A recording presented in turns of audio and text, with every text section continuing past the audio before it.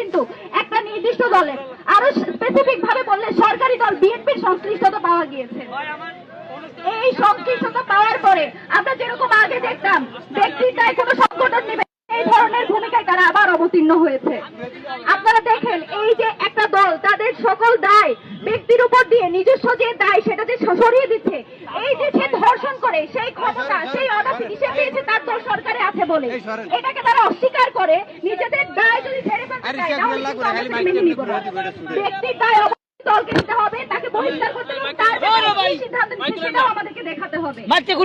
এটা না পারে তাহলে তারা বলুক জনগণ আন্দোলন সংগ্রামের মাধ্যমে ন্যায্য অধিকার, তাদের যে বিচার পাওয়ার অধিকার সেটা তারা আদায় করেনি, সেটাও তারা করতে দিবে না। মব বলে নাকি, মব বলে আন্দোলন যত ধরনের আন্দোলন সংগ্রাম সবগুলোকে তারা মব আখ্যা দিবে, কিন্তু নিজেরা যখন করবে সেটা হয়ে যায় বিক্ষোভ।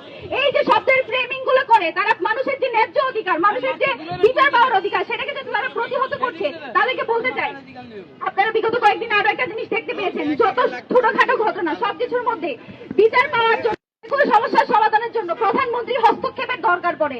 আমরা এই কালচার দেখলাম বিগত সময়ে, পৃথিবীতে যত যাই হয়ে যাক যখন প্রধানমন্ত্রী হস্তক্ষেপ করেন তখন শুধুমাত্র সেই সমস্যার সমাধান পাওয়া যেত। হাসিনাকে হাসিনা বানিয়েছে কিন্তু এই কালচার। আমরা বাংলাদেশে আর একটা কোনো হাসিনা দেখতে চাই না, তারেক রহমানকে আমরা হাসিনা হয়ে উঠতে দেখতে চাই না। এই ব্যাপারে তারেক রহমান কি সিদ্ধান্ত নিয়েছেন সেটা আমরা জানতে চাই, এবং এই ব্যাপারে যতগুলো ধর্ষণ হয়েছে সেই ধর্ষণের ব্যাপারে $0 সেই সরকার ঘোষণা করবে বলে আমরা তাদের উপর আশ্বাস রাখতে চাই, বিশ্বাস রাখতে চাই। ধন্যবাদ সকলকে।